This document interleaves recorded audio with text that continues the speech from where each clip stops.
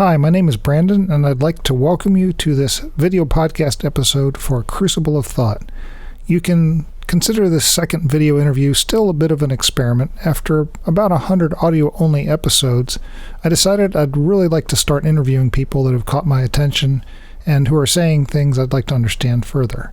So I'm starting with some close friends with whom I've been walking for a long time, and today I'm interviewing Bethany Alvey. She's starting a spiritual direction ministry called Caraid Anam and has spent the last 18 or so years unpacking her spiritual upbringing to walk with the Lord in new directions and new understandings. And I thought she'd be a great person to interview about some topics that I've only recently begun to understand. So the topic for today's discussion is dualism and simplicity and stages of faith and how that affects our spiritual walk. So enjoy this interview, and when you're done, look in the show notes for her spiritual direction website. So here we go. Hi, good evening. It's nice to talk to you. So I wanted to start with a question because it's one of those questions that I think you need to get settled before you start talking about deconstruction. But what does that mean to you? Because it's a different term for everybody. Yeah. Thanks for having me on, Brandon. I'm excited to be here. Yeah.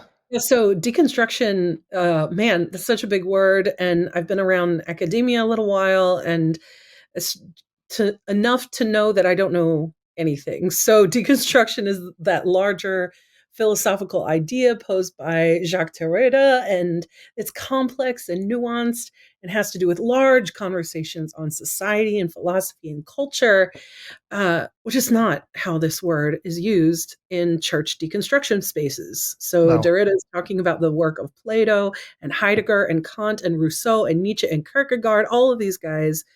And that is nothing close to deconstruction in what we're experiencing in the church in America right now. I'm not an expert in it, not even close. That's fair. Yeah. So, but that's also the thing about words, is that as people continue to use the word over and over and over, it starts to take on a new definition.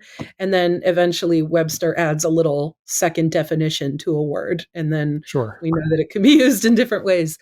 So, sure, let's use the word deconstruction, because why not? We're talking about this movement of moving out from traditional or culturally expected places out into places that are a little bit on the fringe or a little bit less than expected. And it's really disorienting experience coming to grips with some of the cognitive dissonance between your own faith and your own religious practice, and working through all the fallout from that dissonance.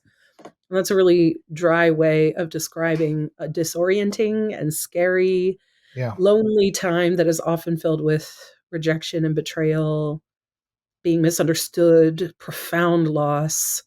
And it's so unique and so real to each person that experiences it. One of the complaints that I often hear about deconstruction is that people tie that into a sense of loss and a sense of never coming back. And I think there's two elements of loss here. There's the loss of the innocence, Yes. The things we grew up with as kids in the faith or physically. And then there's the loss of just the comfort, of knowing where you are. I tend to use the word D/reconstruction these days because I want to kind of soothe people's sense that, oh, he's left the faith. No, I've left a certain pattern of understanding that I had, but I put the reconstruction part in there specifically to convey the idea that no, this is a rebuilding of what I've learned. Some things get abandoned. Anytime you do a house renovation, stuff gets thrown away. Yep. You tear out the old ugly cabinets and you don't reuse them.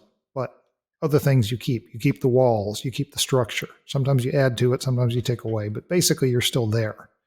Absolutely. So, I tend to use the words deconstruction process whenever I do use it with others, to indicate that it's not a one moment thing, but an ongoing experience. Yeah. And with myself, I don't think of it as deconstruction. I truly think of it like a journey or a pilgrimage, or one of my favorite words is peregrination.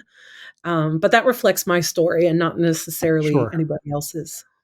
So that's a great lead into the next thing I wanted to talk to you about. Is just Yeah. give me a couple paragraphs about your own spiritual background and what shaped you into the person of faith that you are today, or more precisely, I guess, what shaped you into that thing that you walked away from when starting in about 2005, if I remember correctly. Yeah, that was definitely a doorway for me, although I think I was approaching it for a long time. I was raised in a pretty traditional Lutheran family. Singing in harmony with one another was important. Reading the Bible and discussing it was really important. The cycles of the year were really important.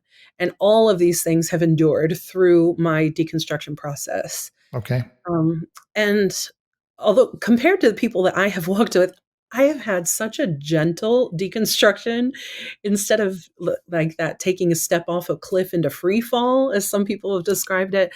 I feel like I just kind of stepped onto a boat and have been traveling down a current at the whim of the spirit. It's felt really gentle.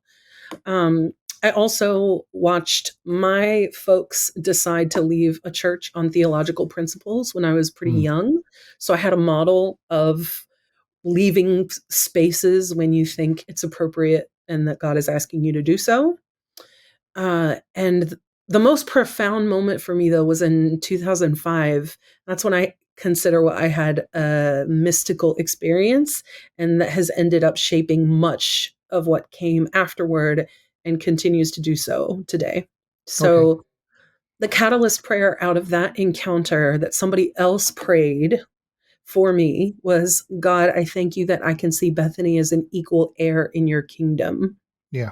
And ever since that, I've like felt led by the hand of the divine to different corners of the kingdom, and learning what the kingdom meant was a whole other thing.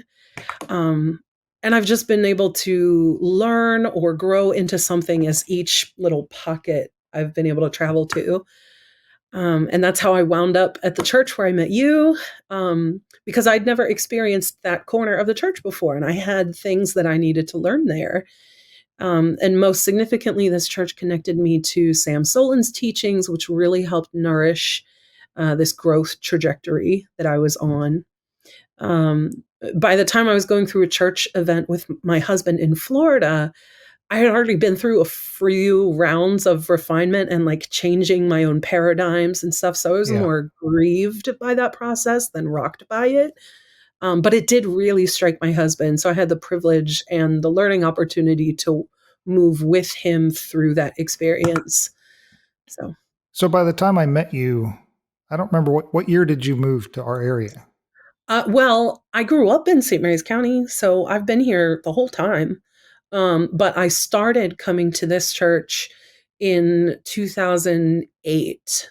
So you'd already kind of stepped foot into these waters, Mm, which yeah, explains why from the very first time I met you, you were already asking questions that kind of rocked my boat just enough to be uncomfortable. And as one who was very firmly stuck in the evangelical world, I didn't want to touch those. And so my yeah, response to you at the time was just kind of let you be you and push back a little bit on that, you know?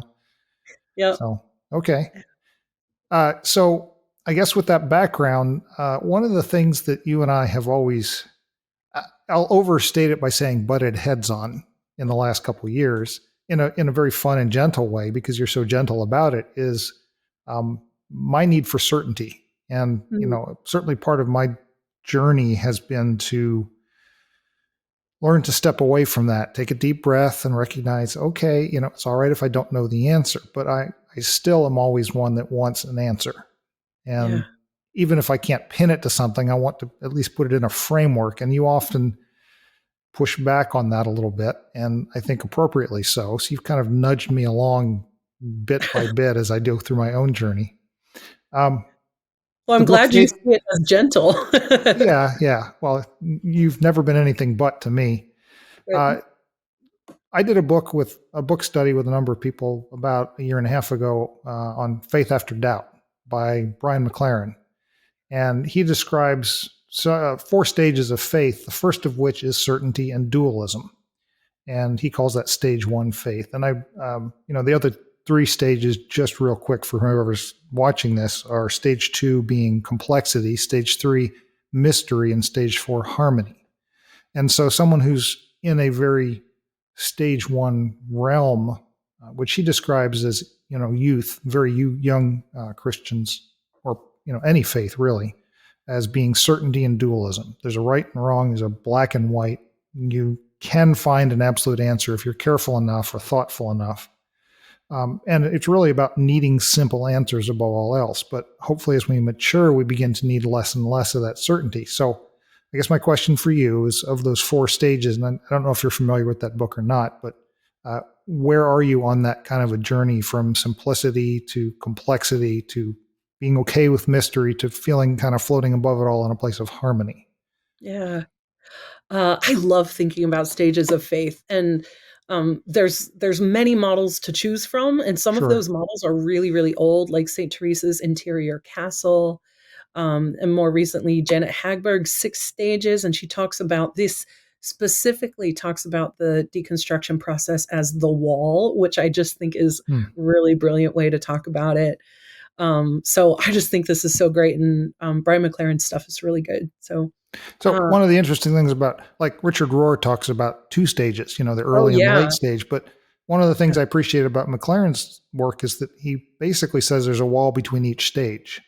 yes, You get to a yeah, point of inability to move further in the sense of being trapped, and you finally trip over that into the next thing, and you may bounce back and forth across that wall for a while, but each of right, the stages is a transition like that.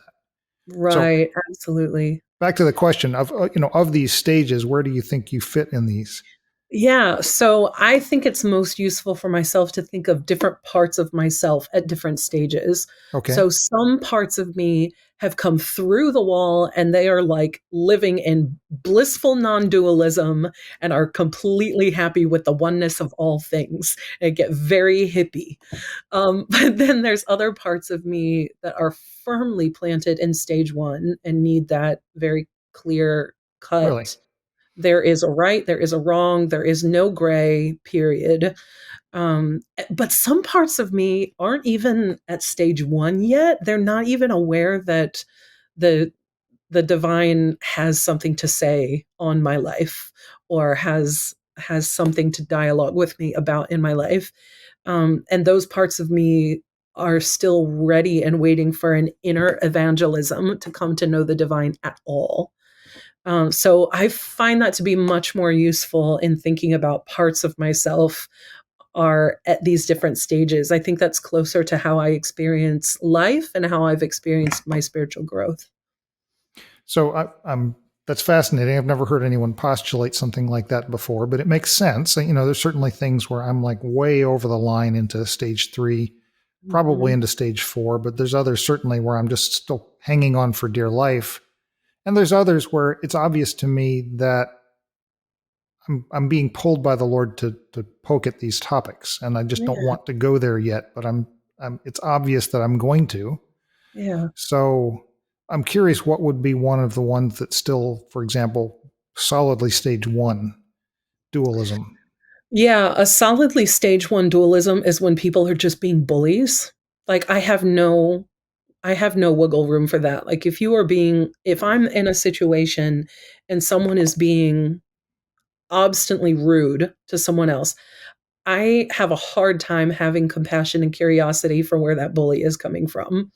In that moment, I will want to like control that bully down into a more reasonable space and protect whoever they're bullying in that moment. Um, which doesn't really work. Like, I've never really had success in controlling a bully back down to a reasonable space. That's never really Interesting. happened. But that drive in me is still there. Like, how could you not see that you are being cruel to someone right now? Um, Hmm. but it's still in me. Most people would, like me, look at that and say, well, that's not an issue of stage one, stage two. That's just insisting on basic human decency. So is it a That's matter of faith? That's true, but what does the spirit ask for in that moment? Did I pause to ask God at all, or did I just rush in because I already knew? And that's a topic we'll probably get back to. Is one of the responses you often give to me is, well, what is the Holy Spirit saying to you in this moment? Stop Right. trying to demand a metric or a morphology of how this is going to work or whatever, and just ask the Spirit. And that's one of Right. your common refrains to me. So that makes sense. Yeah. What would be an example for you where you're very non-dualistic or very into that mystery and Yeah. harmony stage that McLaren postulates? Um, this is the part that I love the best because it feels so nice. But trusting where everyone is at this moment, that it will not be where they are as time goes on, right? Like I have been on a progress and a journey and I am not where I was, and the trust that no one else is where they are going to be either. Um, and that I don't need to make that happen. That is Yeah. very much in the hands of someone who's much more capable of making that happen. Like I did not initiate the transformation that I went through. I Mhm. know that I did not. I had some yearnings, but I did not make that happen. The things that happened to me were outside of my imagination or control.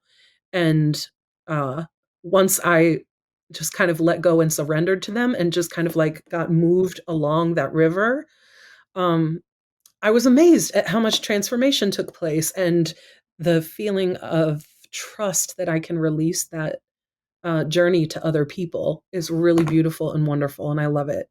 And you notice that even as I'm talking about it, my language is getting less specific and more metaphorical because it's really hard to talk about this unitive consciousness experience without sounding like that because it's so hard to talk about. Yeah. And that was one of the hard things for me about reading Richard Rohr's books, is it gets so metaphysical and ethereal, floating high above everything else, that it's hard for someone who's coming from a very dualistic background to even accept. And I mean, certainly one of the one of the challenges or the things that a conventional evangelical Christian would respond to that with is, oh, you're trending towards universalism. Yeah. That everyone's in their own place and there's different paths to God and we have to be okay with all of them. And that certainly calls into question if you're a doctrinally safe Christian or an orthodox thinker. Um, so, I mean, it kind of begs the question, are you still a Christian? And how would you define that? Yeah. Yes, I'm a Christian. Um, and part of it is because Jesus is central to everything for me. The only reason I can talk about any of these things is because of Jesus. So I remember at a point when I was giving myself permission to consider things outside of a conservative perspective on salvation, and God got all of a sudden got really big, like Hmm. really, really, really big. So big that I couldn't see God anymore. Like, and when I say see in that context, I mean like I couldn't mentally grasp hold of God anymore. The person of God started to evaporate in the bigness of God. Mm-hmm. Uh, but I couldn't really deny that that's where I was being led either. I couldn't like willingly make God get smaller after that. Like once you open that door a little bit to let God be big, how are you going to put God back in that small box again? You just can't. So now what? I was looking at either turning into one of these new agey the source people or abandoning spiritual practice altogether and just going with secular humanism, but neither of those jived with who I was either.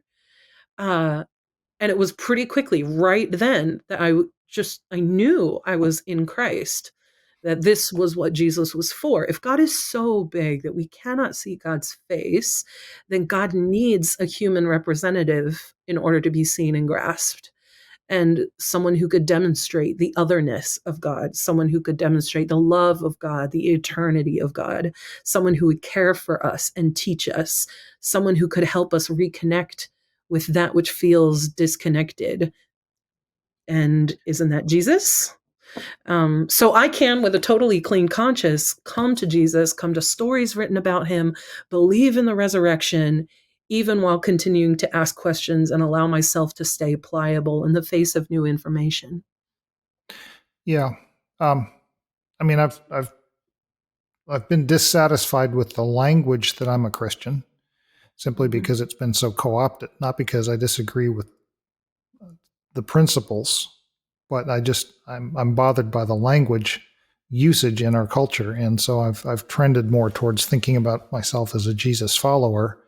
Um, I recognize a lot of people dislike that language mainly because they say, well, that doesn't mean that you trust in him for your salvation, and therefore, you know, all that Yeah. goes along with that question. But um, every time I start really musing over a question like that about myself, um, I listen to how I'm talking, and I observe how I'm thinking and how I'm interacting with people when I'm in a conversation about the Lord, and that answers my questions for me.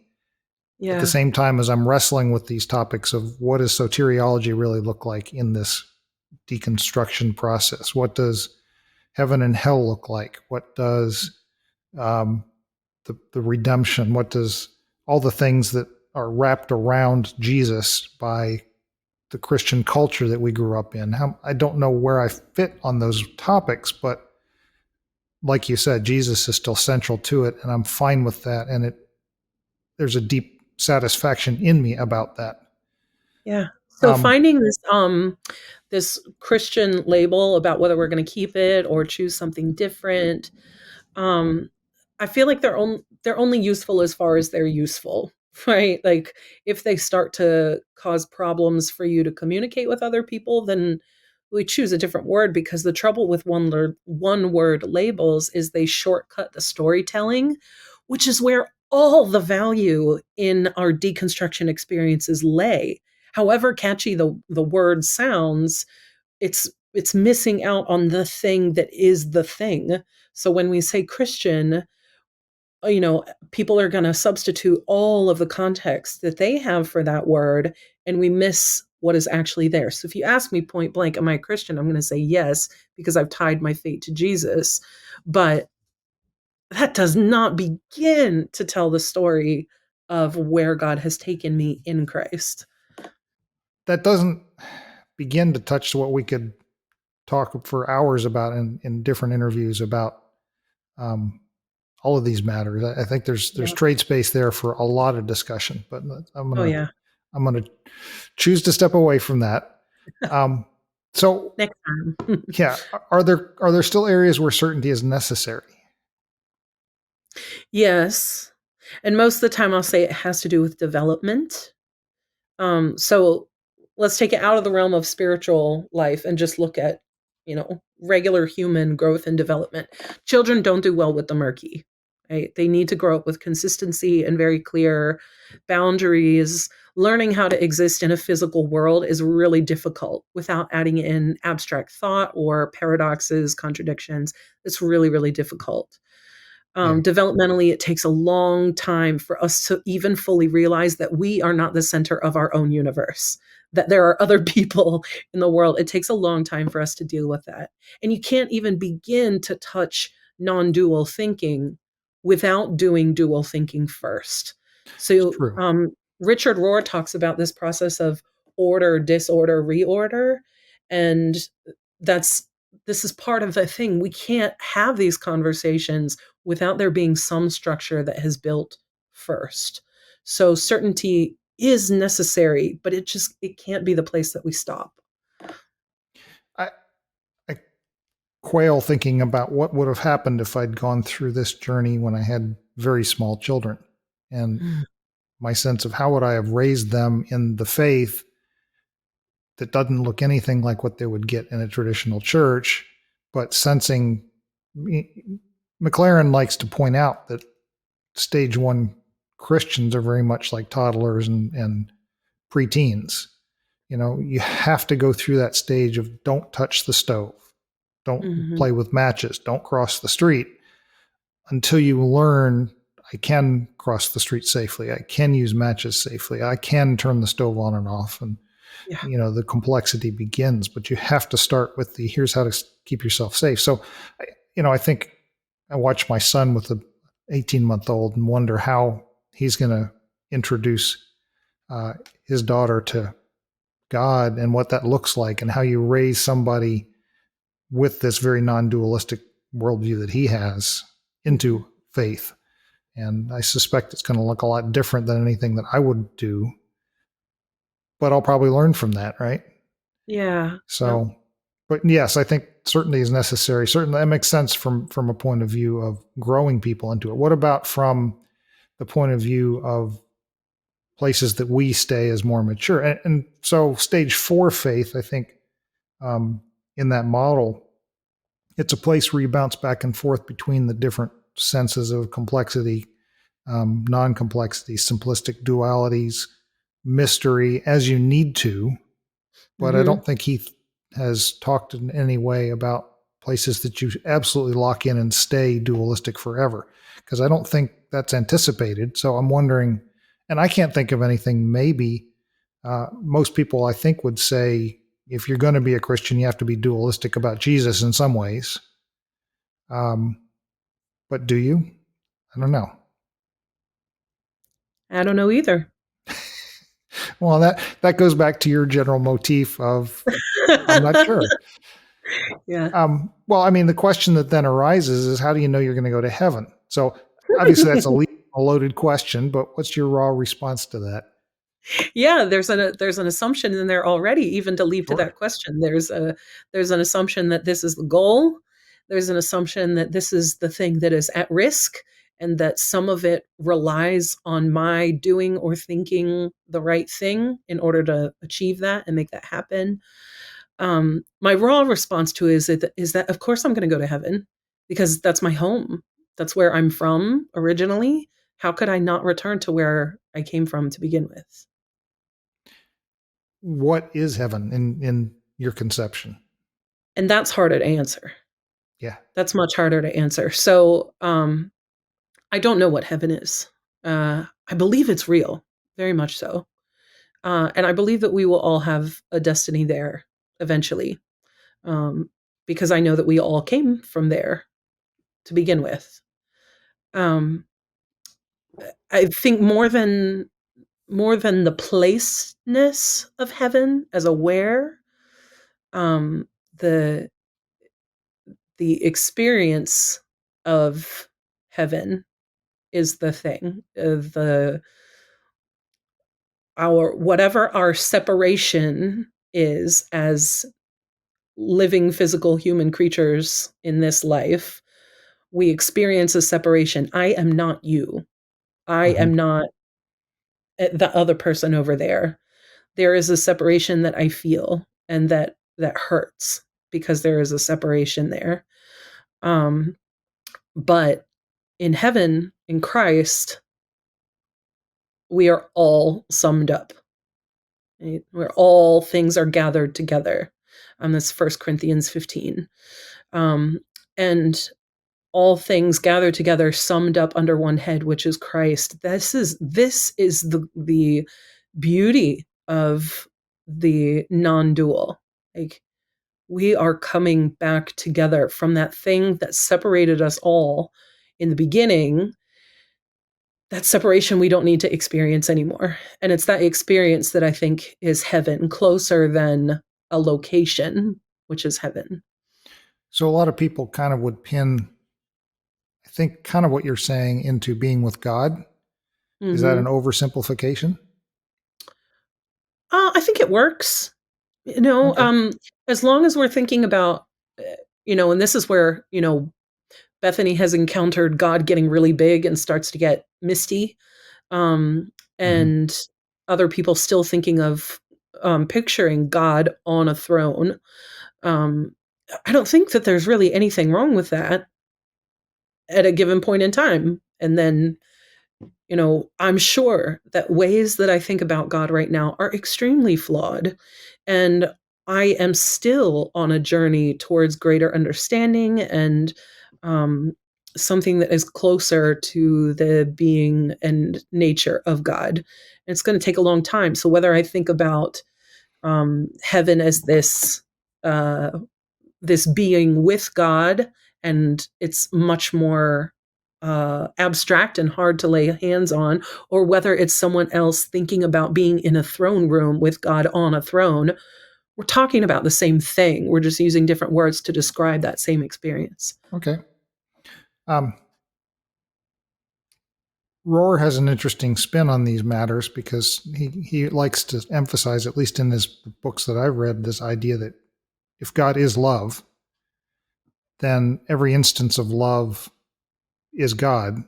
And so there's this, he almost tends towards, I'm not even sure what the theological term for it would be, but this idea that God is the summation of all the good, loving things in all of us. And so it's when we are finally united back into unity, this oneness, that God is finally complete in some sense. And that would be heaven in his concept. And my evangelical hackles rise when I hear that. At the same time as other parts of my evangelical brain says, "Oh, well, that's kind of the best way of putting this in some way."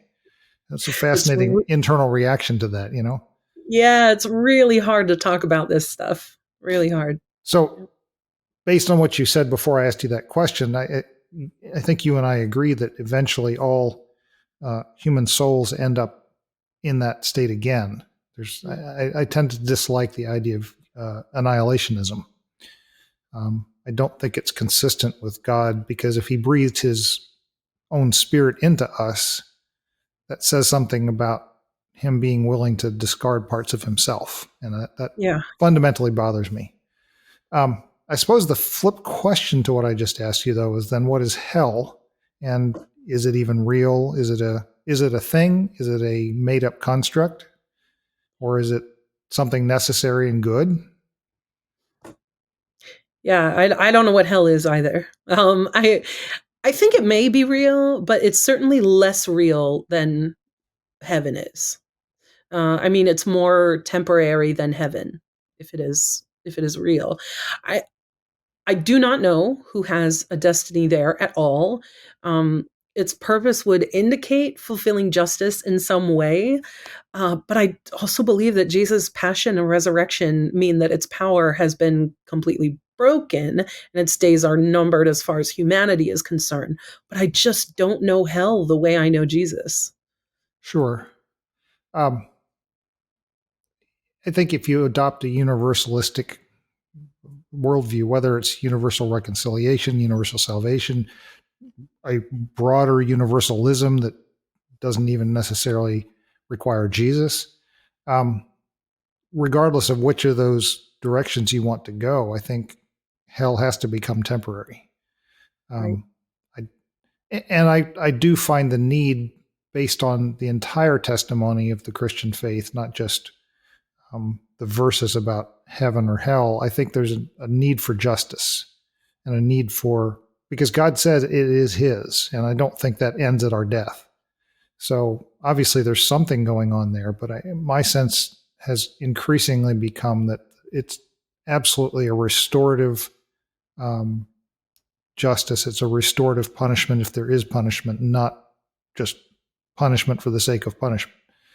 So for me, if hell exists, then it certainly has to be some form of thing that cleanses. And I love some of the things I've read about the idea that the fact that God is eternal and God says that he is a fire, a cleansing fire, then suddenly people start getting into this spooky kind of idea that hell is an aspect of God himself being the cleansing fire, which is a fascinating place that I'm not ready to go yet. But yeah. So, you keep answering, I don't know. And so the question I guess I have to fall back on is, without certainty, then what does faith look like? Because Obviously the definition of faith that a lot of Christians grow up with is faith is being certain of things that we can't see. Faith is being certain of things that are unknowable. But all of a sudden we're saying, well, we don't have certainty. We're okay with mystery. Yeah. So what does faith look like? What would be your definition or your working sense of it? Yeah. So faith is putting one foot in front of the other on the spiritual journey. It's pausing to take in the spiritual scenery as we're walking.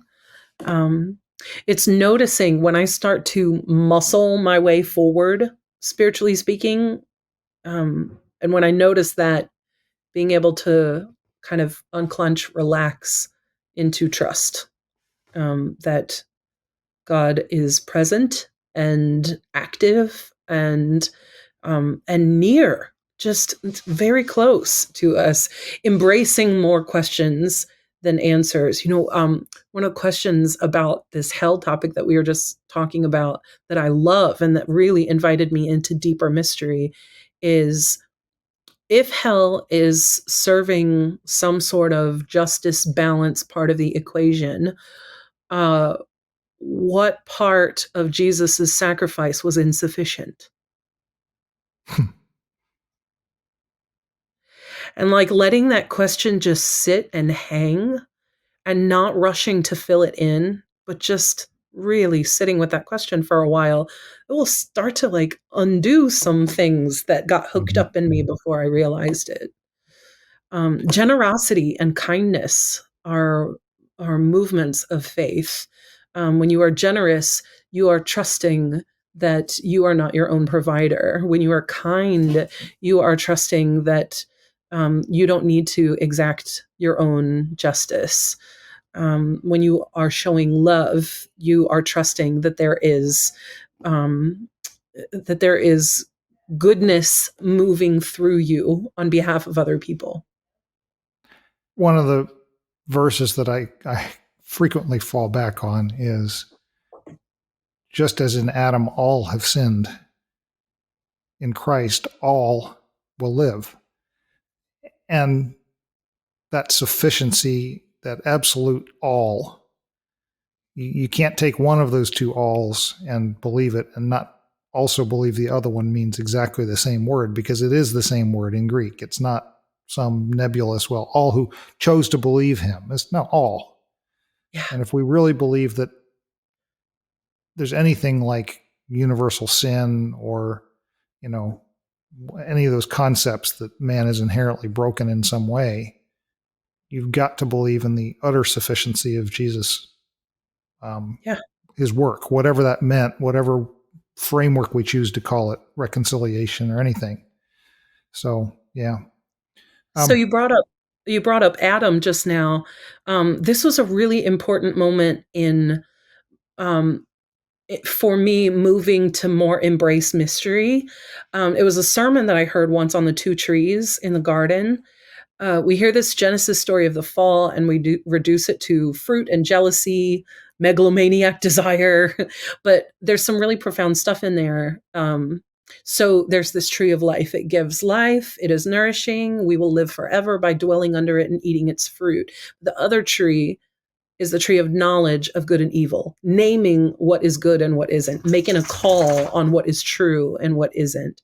And as soon as we make a call like that, we're putting up a wall against anything else coming in that doesn't fit that mold. So what if God is trying to give us something that doesn't fit the mold of what we've already called good and evil? And what are we supposed to do with that? We will always call it evil, always, because it doesn't fit the mold of what is good. And so we will fight against it. So we stone prophets, we kill messiahs. But what if we paused long enough to let God talk to us about what was coming in, and we didn't make a call on whether something is good or evil, but just let God sort it out? This is the hardest thing to do. Withholding judgment, delaying certainty, it feels so wrong sometimes. Like, just be a man and make a call. Be a good ruler, rule wisely. But but we belong to a different kind of kingdom. And there were plenty of times when Jesus refused to make a call, even when they desperately wanted him to. And I think sometimes we forget who we're following. I love that about the tree, because if we weren't supposed to be eating of that tree then, I think it kind of stands to reason we're not now. Yeah. And I think, I think we always were taught, I always gathered from the teaching. I'm learning not to try and identify what we were taught, because I'm discovering more and more that what each person absorbs is very different from what another might absorb from the same teaching. But, if what I absorbed from that story was that eating that fruit was what triggered everything to go bad that God didn't want for us. But that's where the lesson always ended. Yeah. It was just like, well, here we are now, and so we might as well know good from evil. What you touched on there, have you read anything on boundary centered or boundary set versus bounded set, versus centered set thinking? No, I would love to know more. Yeah, so there's a really good book called The Centered Set Church, and it's fascinating. But the basic idea is, I wish I had some physical thing here, but I could hold up an apple and say, is this an apple, right? And you would say, well, yeah, or no, if it weren't. And you could point to very specific things about that fruit and say, well, that's not an apple. It's an orange, or it's a pear, because it's got the wrong texture of skin, or the wrong flavor, or the wrong shape, or the wrong color, or some dozens of things you could point to that says this is an apple. That's a bounded set. If I asked you, is somebody bald? If I said, well, was Yul Brynner bald? You say, yeah, absolutely. Or is Dwayne "The Rock" Johnson bald? Yeah, absolutely. How about one of our friends that's got really thinning hair and maybe only has a strip around the side of his hair, of his head? Is he bald? Mostly. Am I bald? Well, I've got a thinning on top, but no one would point to me and say I'm bald, but I'm certainly not full as hair as I was when I was 15. That's a centered set. There's an iconic thing that defines baldness, and then there's degrees of it. There's not degrees of appleness. It's either an apple or it's not. And so when you get to church and religion, most churches are very bounded set. This is what defines good and bad, right and wrong in our world. You're either a member of us or you're not, based on these characteristics.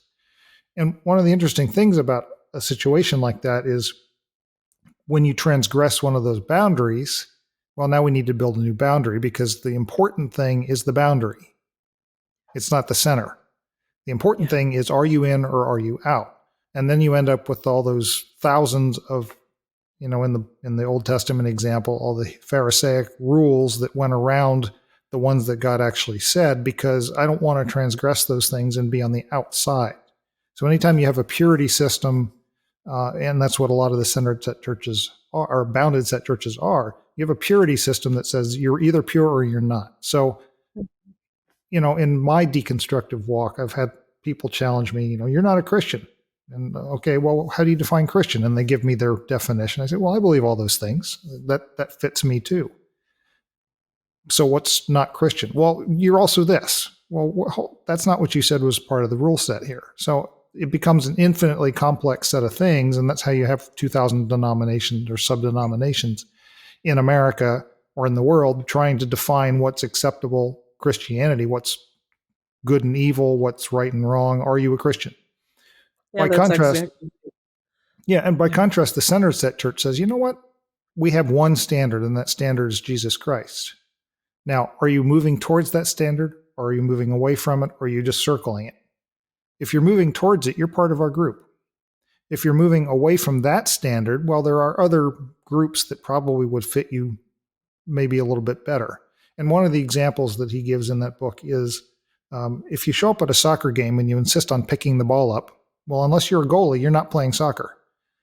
So maybe if you're going to play in our soccer game, you need to follow our rules for soccer. And this is the standard of those rules.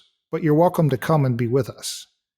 And, if not, then we can find you a volleyball game or a basketball game or a football game, because we're more interested in you being in the game.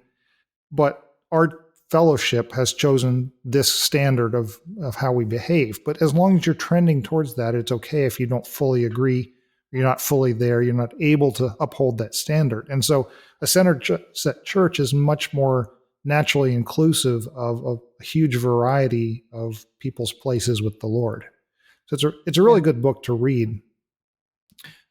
It challenges this whole notion, though, of the tree of good and evil, because you've got duality there, right? It absolutely is good or bad, and you're either on the in or you're on the out, and there's no chance for any tolerance for people who are making their way towards or away from. And I just highly recommend that book. Thanks. I'll check it out. It sounds really interesting. So you often seem to, and I didn't have this question ahead of time in mind, but you often challenge me with, well, just what does the Holy Spirit say? And that's one of your typical responses to my typical need for certainty or duality in things. Even if I don't really want the duality, I still tend to want a framework of understanding for that thing. Talk about that and how you respond to me and how you respond to that kind of thing in general. Yeah. Well, you should know it's not just you. I do this all the time to myself and all the people in my life. The thing is that, like, if we don't stop for that moment, we just rush ahead so quickly, myself included. But if I pause long enough to say, what is God saying? I slow down the conversation enough that I'm actually listening. That oftentimes I save myself from action that would have made something worse. Um, Often I save myself from saying something that would have made the situation worse, or if not worse, at least save me from saying something stupid. And it just slows me down enough to allow for the fact that I'm still a child of God. Mm-hmm. Still, I am still um, in the whole scheme of the universe and God um, becoming known on the earth, I am still a child. And so if I am continually in this habit of pausing and pausing and pausing, it can feel like a grind. Uh, but it's really, really good. It's good for me. It's good for my growth. It's good for my relationships. Um, and lots of times I find that I don't end up needing an answer. As long as I'm focused on figuring out what the answer is, then I want that answer and I will keep chasing it down. But if I pause long enough, there's lots of times when I figure out that I don't actually need the answer to this.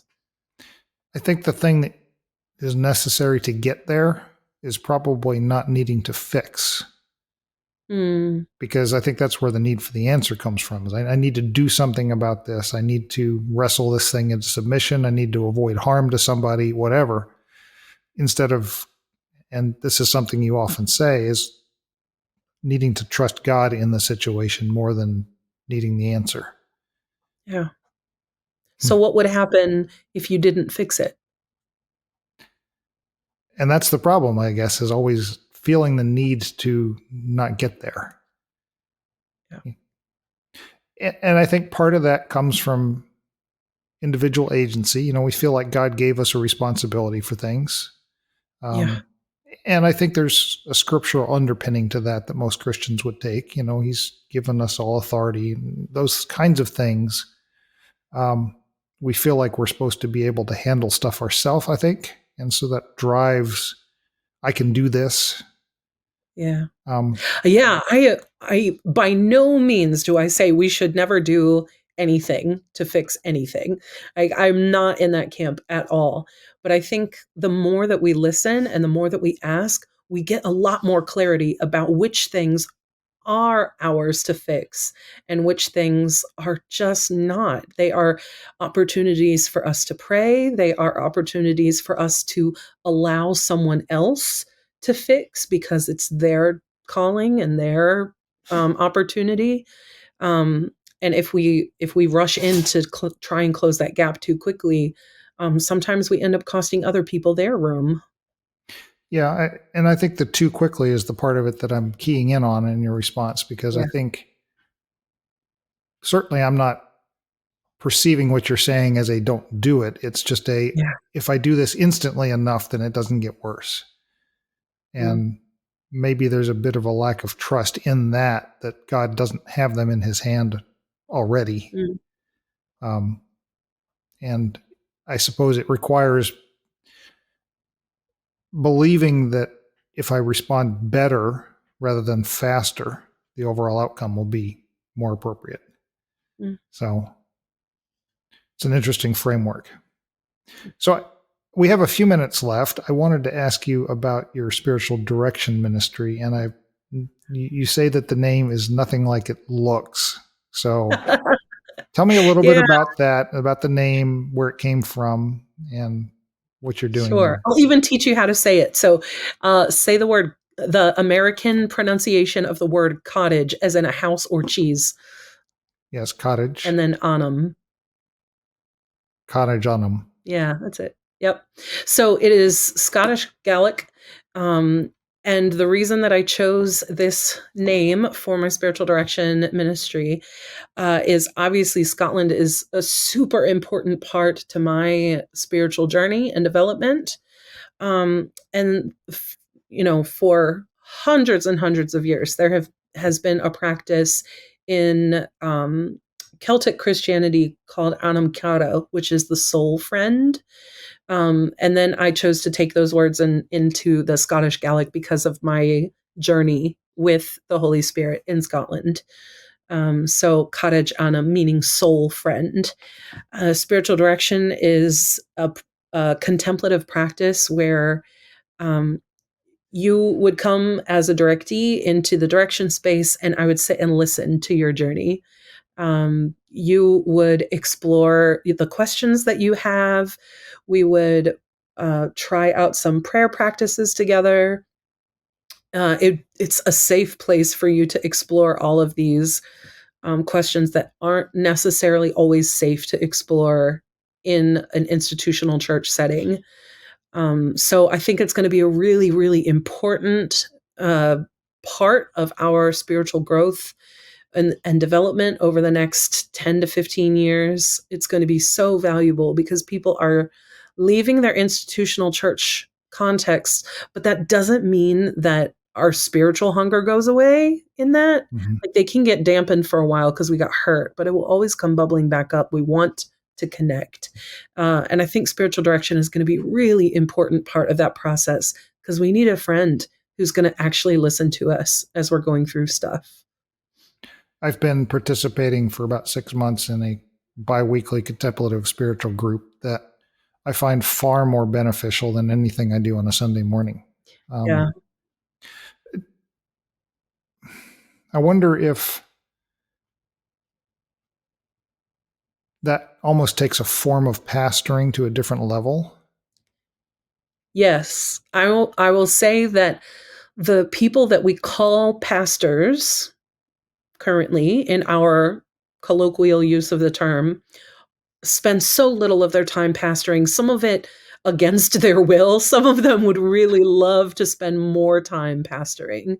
But many are in this position of running a business Yeah, or CEO, CFO. yeah, or they truly are apostolic in their calling and they are not pastoral in their calling, or they're Uh-huh. prophetic in their calling, they are not pastoral in their calling, and it really shapes the experience of the people in those churches.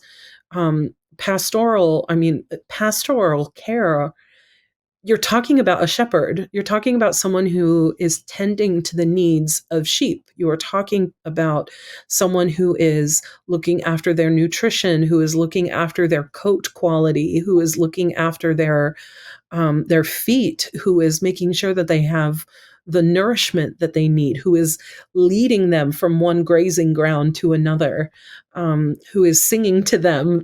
My husband and I, on our honeymoon, we took a goat husbandry course together where we learned how to take care of goats. And this blind goat farmer who had to be well into his late 60s, early 70s, would sing to his goats as he milked them, and he knew each of them by touch, even though he couldn't see them.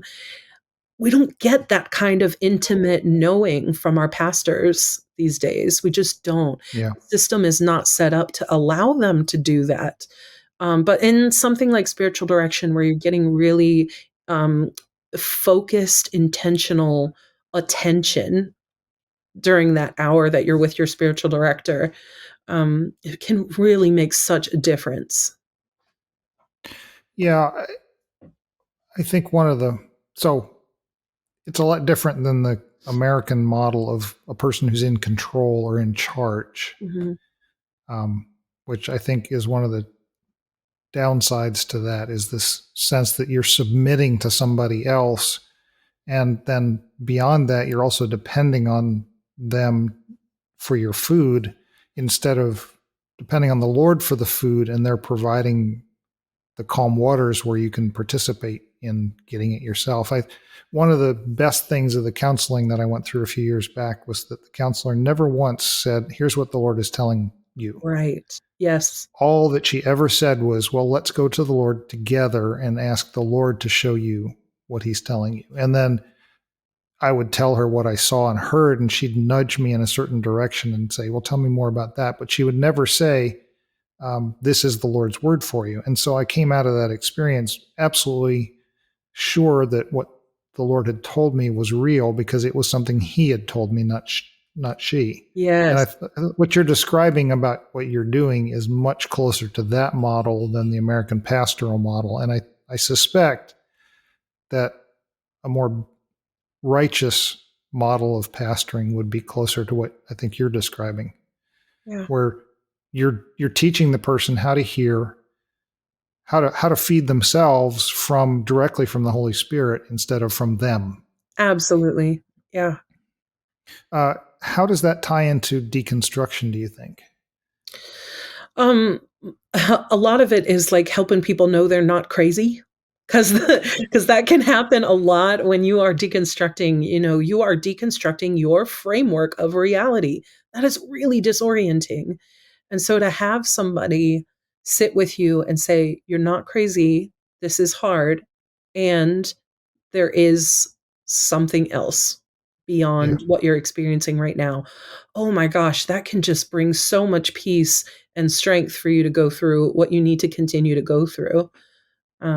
And spiritual directors are a wealth of resources. They can give you the list of 10 books that can help you explore the topic that is giving you a hard time, or they can connect you with writers and thinkers and across time, not just ones who are living now, but ones who have gone before and have explored some of these topics before. We're not covering new ground. This has been tread before. There are Christian saints throughout time who have gone through this stuff before and have really beautiful things to say about it. So they're just there to be a resource and to help you, and that goes so far if you're going through a deconstruction process. Yeah.